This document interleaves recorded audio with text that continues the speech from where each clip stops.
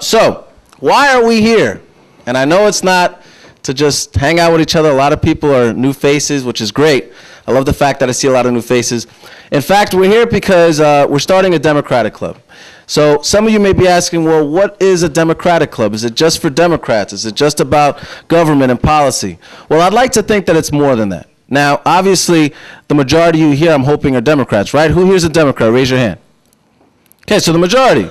I see some people didn't raise their hand. ¿A cuánta gente aquí son demócratas? Ok, entonces estoy explicando cuál es la idea sobre un club demócrata y qué exactamente hace el club. So, that being said, now that most of us are Democrats, how many people here know what the registration status is? Have you recently checked to see if you're a Democrat? ¿Cuánta gente aquí han chequeado su status sobre su registración políticamente? Raise your hand.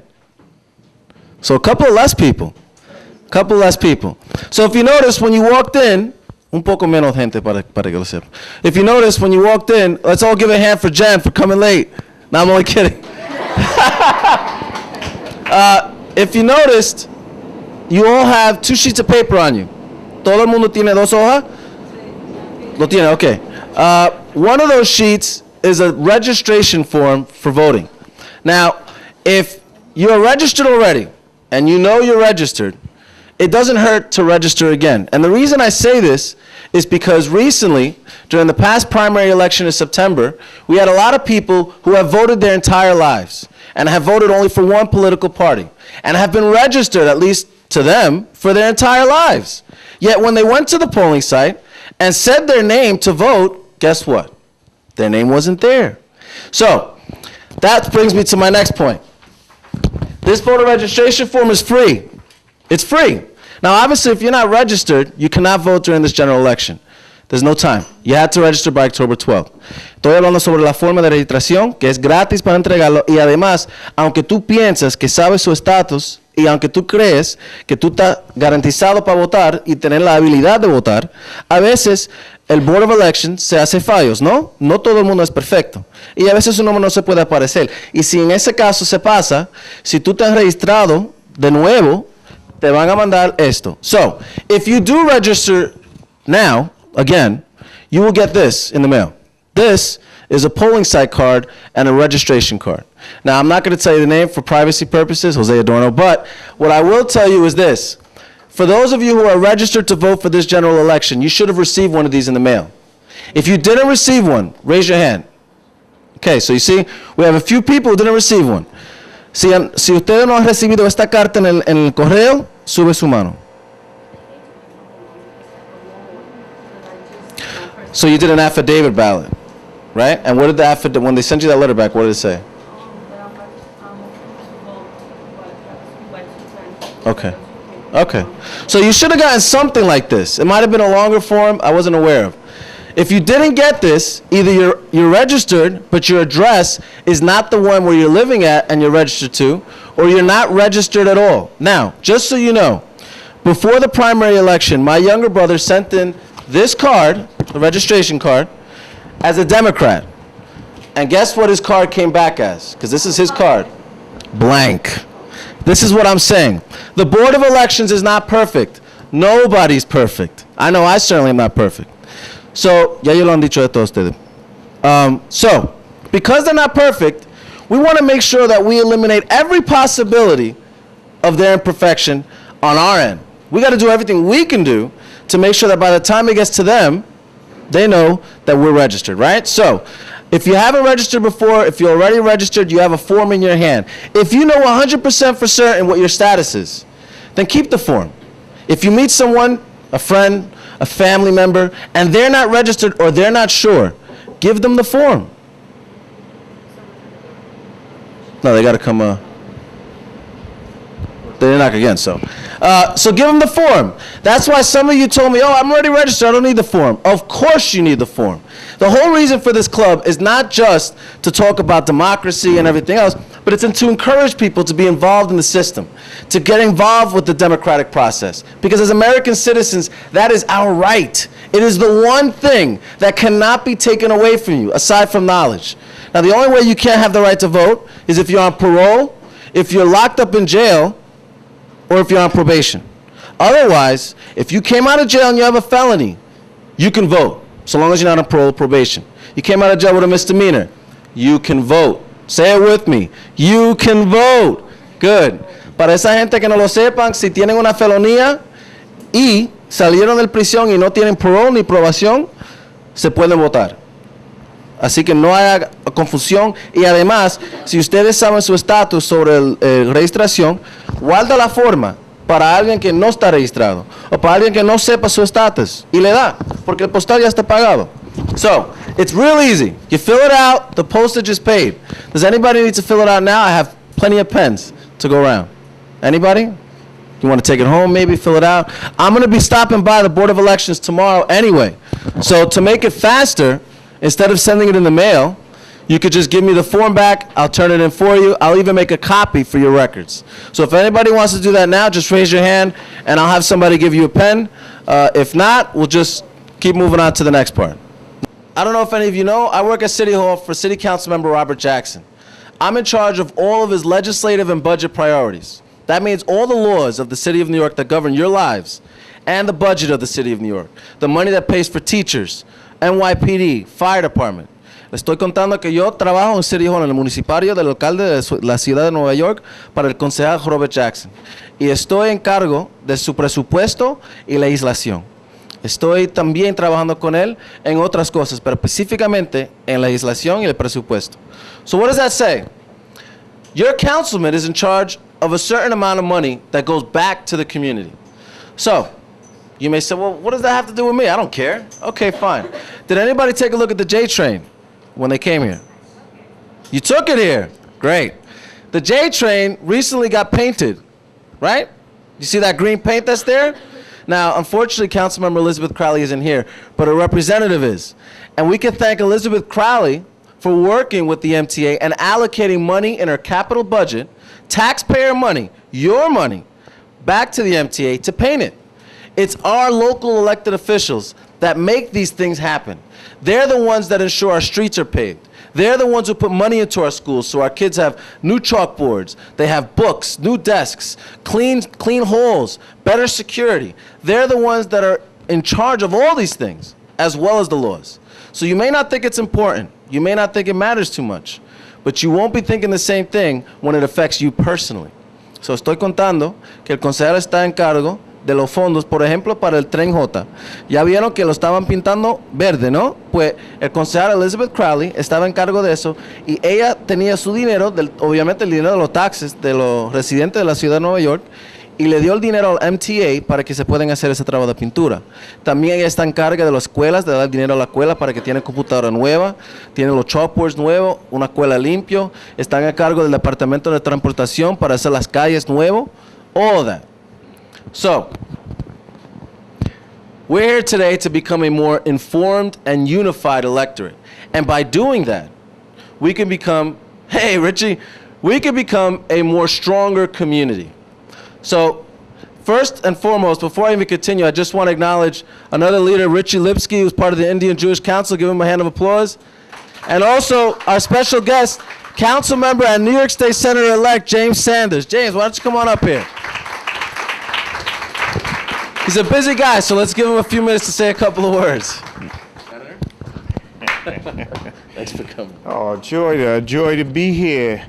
Greetings. How's everybody? You doing all right? Did they tell you that you were going to give the speech today? They didn't tell you? Did you prepare?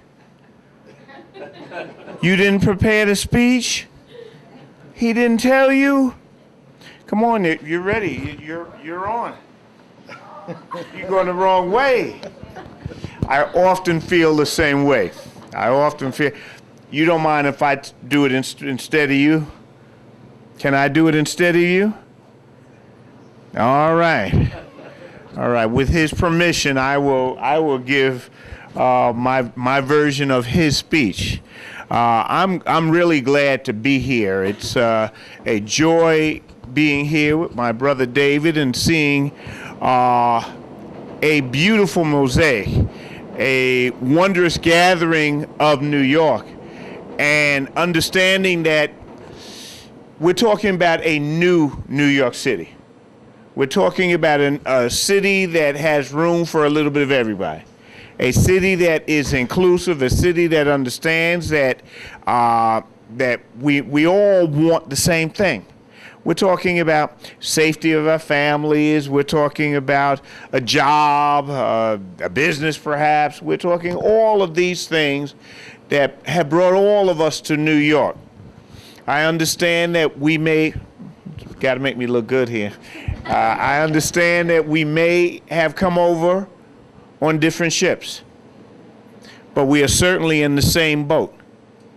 And understanding that, we have to figure a new way of going about it. And that's why clubs of this nature are necessary, because you're speaking of a new way of dealing with everyone.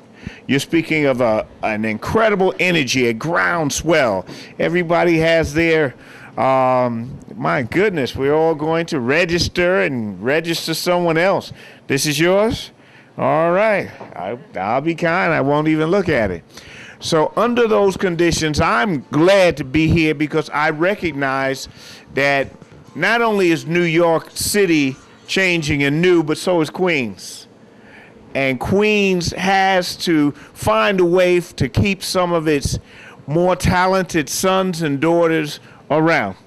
We've got to figure a way to create that big tent where a little bit of everybody can be there, even some sons from the edge of the earth, the Rockaways. Anybody ever been to the Rockaways? I welcome you back. I'll offer you amnesty. Come on home. Come on home. So under those conditions, I'm certainly glad to be here. And if I knew that the food was this good, I would have been here an hour ago. But he was very good. Etienne was good, because he understood if I was here early, I would have eaten all the food and leave nothing for you. So I'm going to decrease so that we can have a great program that increases. But I'm here because you're here. I'm here as a testament to your strength, your ability to get out there and mobilize and do some wondrous things in this city. And I don't think that anybody should be scared that you're here. I think that we should be embracing and understand that it only will make the city a greater place. So I thank you very much, and I really appreciate that you were kind enough to let me make your speech. Did I do halfway decent? Oh, now wait a minute. Wait, I don't know. I think he said no. Well, if you think you could do better, I mean, I'll get out the way. You want to get up there? All right. So I'll take that with his permission, that he'll allow me to sit down. Glad to be here. Good evening. It's great to be here. I see a lot of familiar faces. How many folks live in Woodhaven? All right. All right. Some folks live in my part of Woodhaven. See, I love to represent the whole neighborhood. In some ways, I feel like I do, but I have a partner, a very good partner in the city council who also represents Woodhaven. So if I'm not your council member and you live in Woodhaven, then it's probably Eric Ulrich, Who's also invited here. who may be coming, or I think he's busy. He's running for office, for higher office right now. But this is a Democratic club, is that right? Yes. Oh, okay. So actually, David, you're doing a good job here bringing Democrats together. I actually have a Democratic club too. Just north of here we meet in Glendale. That's where I live. But the neighborhoods that I represent are many. There's about 6 different neighborhoods, and currently Woodhaven is the southernmost part of the district, and the northernmost part is Maspeth. So in between Woodhaven and Maspeth, we have Glendale and Middle Village. And then I also represent parts of Richmond Hill, which is your neighbor right here to the east, and also Ridgewood. And all, it's nearly 200,000 constituents. It's a lot of people. And before I ran for office, I picked a few areas that I wanted to focus on, in addition to representing all the needs and concerns of my constituents. And those are the areas that I've been focusing heavily on while being in the council. And so I believe those areas, if I say them, they're going to ring true and probably be important issues for you as well, and that being public safety, right? Who wants to be safe? Everybody in the room, right? All of the time. How about education? So important. Those have been two major priorities, as well as services for seniors and keeping an overall quality of life good in and around all the neighborhoods. And so before I was elected, there was never a Democrat that represented in the district, the 30th Council District, believe it or not. So in a lot of ways, my getting elected, and those of you who helped me get elected, I see some familiar faces who helped during my campaign, you made history in some ways in the City Council. You elected the first female to represent this area in the 30th Council District, and also the first Democrat. All right.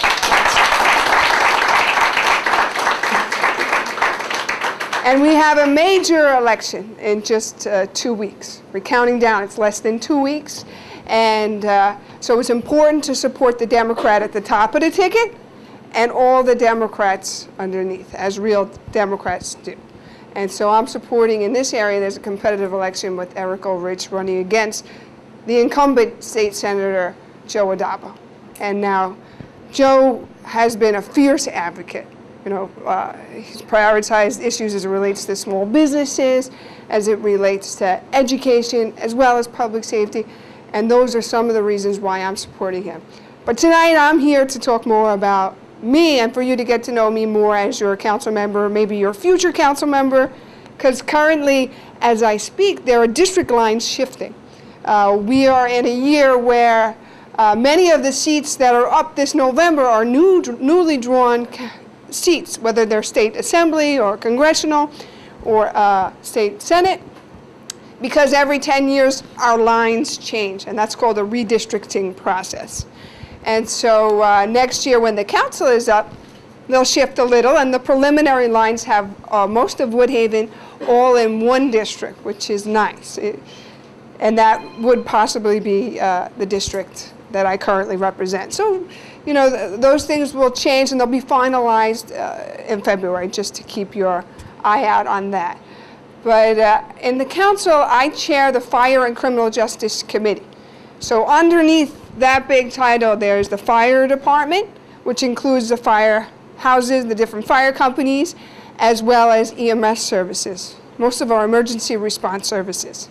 It also includes the Department of Corrections, so that's our inmates at Rikers Island and the various other small jails, and the Criminal Justice Coordinator's Office, as well as the Department of Probation. I watch out for that on the council, not just as it relates to this area, but the whole city. And I'll let the train go by. As you may have remembered that in recent years, every time it seems the mayor puts forward a budget plan to the council, to the city, the preliminary budget and sometimes the executive budget has cuts in fire services.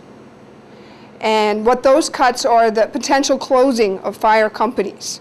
And so you may have seen me fighting alongside many of my colleagues and many of the folks in this room, because one of those fire companies was Engine Company 294, just down the road here in Richmond Hill, but first to respond in emergencies here in Woodhaven and in many parts in the neighboring area here. And you know how important fire protection is. It's not just if there's a fire, but if there's any type of emergency, they're usually the first to respond. Not to mention that we're still #1 target for terrorists, more so than anywhere else in the world. And you know, our airports are major targets here, as well as our bridges. So we have to always maintain a certain level of fire protection. And you know, some of the homes here in Woodhaven are attached, and some are made of wood. So if there's a fire, they quickly go up, and you need your company there. And I will always be an advocate for fire protection, because that's protecting us. And so that's part of what I do on the council. But another big area that I worked heavily on is bringing the resources back to the communities that I represent. As you walked into this fine restaurant, Tropicana restaurant, we've walked in from Jamaica Avenue that I believe looks drastically different today than the day I took office. And you may have noticed that the elevated train has gone under a renovation. Not only has it been repainted, but the infrastructure has been strengthened, which is so important because not only does it look bad when it's falling apart, it's not safe. And this was long overdue. It hadn't been painted in over 40 years, and I felt that we were forgotten about. So I made a lot of noise with my colleague, Assembly Member Mike Miller, and my other colleague, Joe Adabo, and we were able to bring the MTA to put aside $40 million to renovate this elevated train. In addition to that, you could see that the roadway has been repaved recently, and sanitation has been picking up garbage more frequently. All the while, it brings good economic development and opportunity for the businesses, and it's a pleasant place to live and shop, and it's good for the community. I've also been focusing heavily on education. The local schools here each year, I've been able to get them grants. Could be a computer grant. What school are you? PS 90, yes, and PS 90, PS 97, PS 254, PS 306. We've been bringing new technology, smart boards. You know, our kids are our future. It's important that they are learning in an environment that gives them that cutting edge for the future. And just last night at PS 254, we hosted an event that was sort of a high school forum. Today, if you're going to high school, a public high school, the application process can be somewhat overwhelming. So we've been doing these forums for parents so they know about what's out there and how to apply, so their kids can get into the schools that they want to go to, which is so important for their future. But I can't stress to you how important education is overall and how we've been working on that. Not only just during the day, but strengthening after-school programs as well. And so I thank you for having me here today. You know, my office is right in the center of the district right now in Middle Village, and you're welcome to stop by at any time. You could always pick up the phone or send an email, and we're here to help.